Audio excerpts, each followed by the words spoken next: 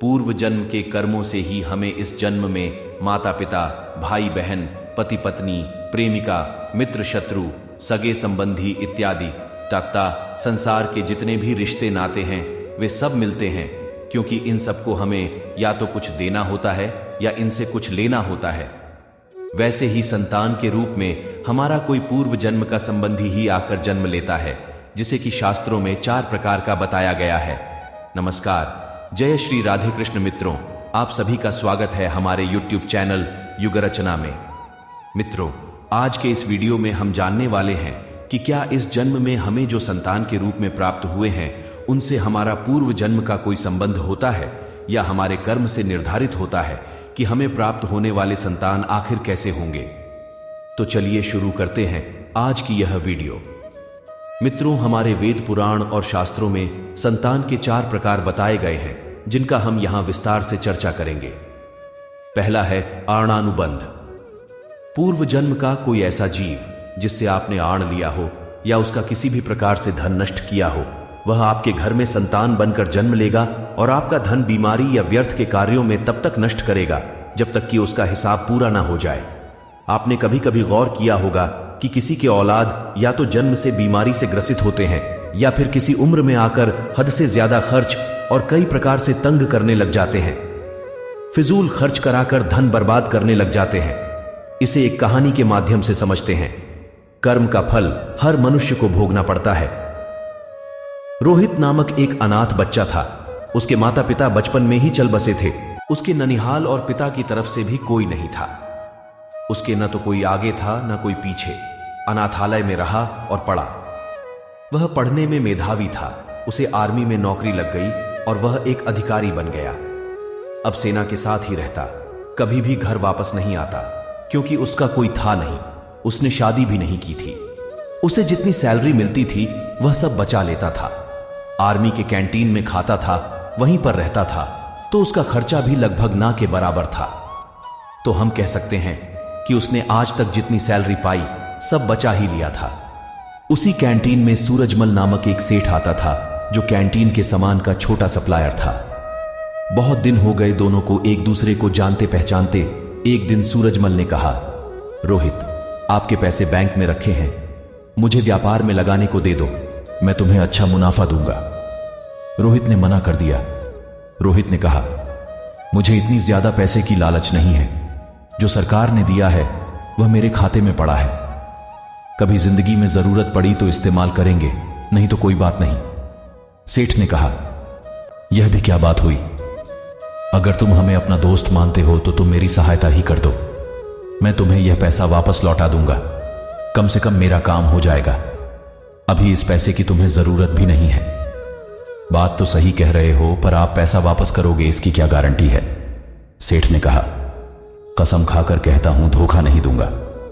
रोहित ने कहा, सेठ जी, लोग तो पैसे के लिए क्या क्या कर देते हैं, पर कोई नहीं, चलिए मैं आपकी बात को मान लेता हूं, कम से कम आपका तो भला हो जाए। सेठ ने मुस्कुराते हुए धन्यवाद कहा और रोहित को गले लगा लिया।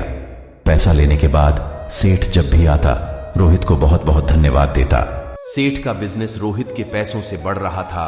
आमदनी दिन दुगनी रात चौगुनी हो रही थी। आमदनी बढ़ने के साथ अब सेठ की नीयत में बेईमानी आ चुकी थी। वह अब पैसा ना लौटाना पड़े उसका बहाना ढूंढता रहता। इसी बीच बॉर्डर पर पड़ोसी देश के साथ युद्ध शुरू हो गया और रोहित को भी जाना पड़ा। जहां युद्ध हो रहा था वो इलाका काफी दुर्गम था। वहां पहुंचने का एकमात्र रास्ता घोड़े से पहुंचने का था। रोहित एक कुशल घुड़सवार था। उसे जो घोड़ी मिली वो बिगड़ैल थी। रोहित के पीठ पर बैठते ही सरपट दौड़ने लगी। रोहित उसे काबू में करने की जितनी कोशिश करता वो अपनी गति और तेज करती जाती। रोहित ने लगाम पूरी ताकत से खींचा। घोड़ी का मुंह कट चुका था, पर पता नहीं आज ये बिगड़ैल घोड़ी कुछ भी सुनने को राजी नहीं थी। घोड़ी दौड़ते दौड़ते दुश्मन के खेमे के सामने जाकर खड़ी हो गई। रोहित दुश्मन की गोलियों का शिकार हो गया। सेठ बराबर आर्मी कैंप में जाता था। उसे वहां पता चला कि रोहित युद्ध में वीरगति को प्राप्त हुआ। सेठ ने वहां काफी दुख दिखाया और कैंप से बाहर आते ही खुशी से झूम उठा। अब पैसा वापस नहीं करना होगा। सेठ का व्यापार दिन दोगुनी रात चौगुनी तरक्की कर रहा था। कुछ दिनों के बाद सेठ की पत्नी मां बनी और सेठ एक सुंदर बच्चे का पिता बना।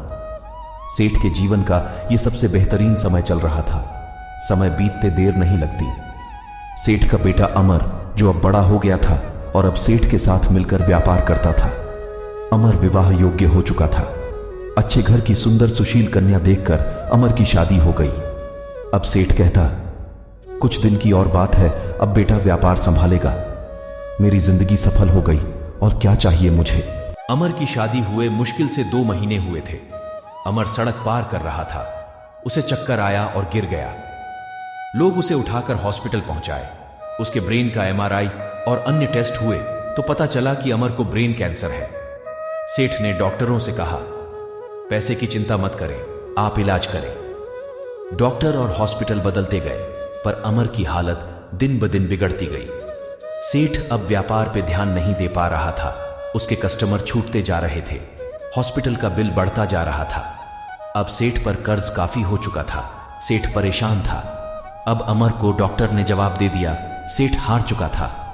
किसी चमत्कार की आशा में बैठा था। चमत्कार तो नहीं हुआ, पर अमर अब इस दुनिया में नहीं रहा।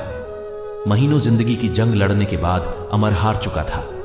सेठ के घर में हाहाकार मच गया। सेठ, सेठानी, अमर की पत्नी सब विलाप कर रहे थे। यहां तक कि घर के नौकरों का भी रो रो कर हाल बुरा था। एक साधु उधर से गुजर रहे थे। उन्होंने करुण क्रंदन सुना तो रुक गए। वहां जाकर उन्हें कहा, रोने से कुछ नहीं होगा, जो होना था वो हो गया। सेठ गुस्से में बोला, मेरे साथ ही क्यों? साधु ने कहा, सब कर्म का फल है, यहीं चुकाकर जाना होता है।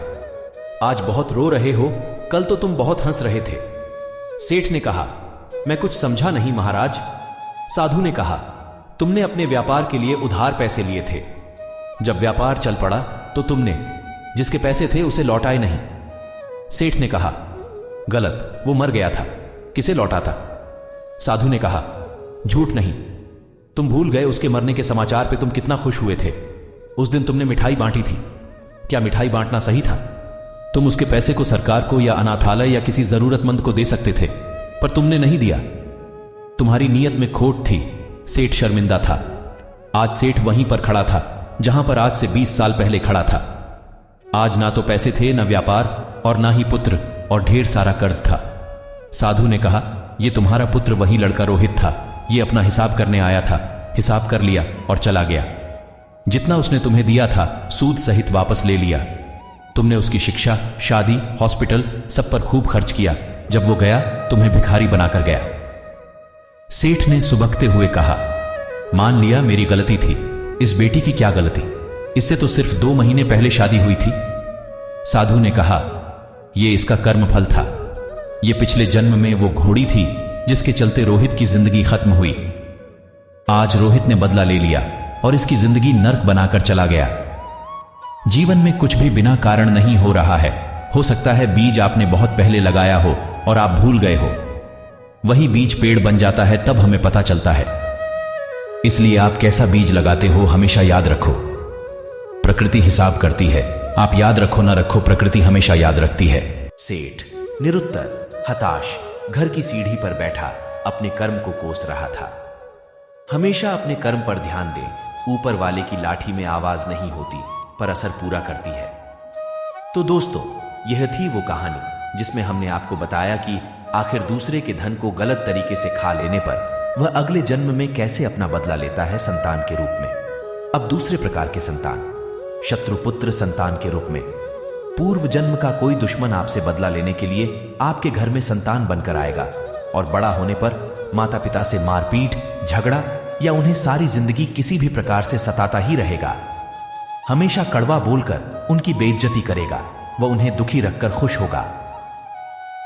आज के जमाने में हमें अपने आसपास अनेकों ऐसे परिवार देखने को मिल जाते हैं जहां औलाद अपने माता पिता को दुख देते हैं, उन्हें कष्ट में छोड़कर चले जाते हैं या उन्हें उम्र भर परेशान करते रहते हैं। तीसरा प्रकार है उदासीन पुत्र। इस प्रकार की संतान न तो माता पिता की सेवा करती है और न ही कोई सुख देती है और उनको उनके हाल पर मरने के लिए छोड़ देती है।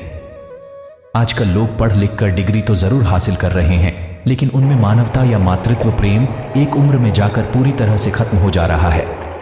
इस प्रकार उदासीन संतान विवाह होने पर यह माता पिता से अलग हो जाती है और उनको उनके हाल पर छोड़ जाती है।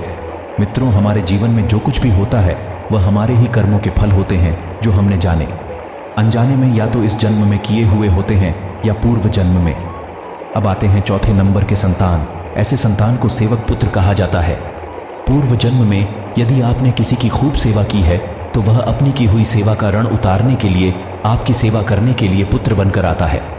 आपने कभी अपने आसपास के लोगों में कभी गौर किया होगा कि उनके कई संतानें हैं। मान लीजिए कि 4 संतानें हैं, किंतु उनमें से किसी एक संतान ही होता है जो उनकी देखभाल करते हैं, उनकी सेवा जतन करते हैं और बुढ़ापे में उनका सहारा बनकर अंतिम समय तक उनका साथ नहीं छोड़ते। आखिर ऐसा क्यों? जबकि माँ बाप तो सारे औलाद को एक जैसे संस्कार और खूब लाड़ प्यार से बड़ा करते हैं, तो इसका जवाब सिर्फ एक ही है और वह है हमारे कर्मों का फल, जो हमें जाने अनजाने में मिलता है। जो बोया है वही तो काटोगे। अपने माँ बाप की सेवा की है तो ही आपकी औलाद बुढ़ापे में आपकी सेवा करेगी, वरना कोई पानी पिलाने वाला भी पास में ना होगा। आप यह न समझें कि ये सब बातें केवल मनुष्य पर ही लागू होती हैं। इन 4 प्रकारों में कोई सा भी जीव भी आ सकता है। जैसे आपने किसी गाय की निस्वार्थ भाव से सेवा की है तो वह भी पुत्र या पुत्री बनकर आ सकती है। यदि आपने गाय को स्वार्थवश पालकर उसके दूध देना बंद करने के पश्चात उसे घर से निकाल दिया हो तो वह आणानुबंध पुत्र या पुत्री बनकर जन्म लेगी। यदि आपने किसी निरपराध जीव को सताया है तो वह आपके जीवन में शत्रु बनकर आएगा। इसलिए जीवन में कभी किसी का बुरा नहीं करें, क्योंकि प्रकृति का नियम है कि आप जो भी करोगे उसे वह आपको इस या अगले जन्म में वह 100 गुना करके देगी। यदि आपने किसी को 1 रुपया दिया है तो समझो आपके खाते में 100 रुपए जमा हो गए हैं।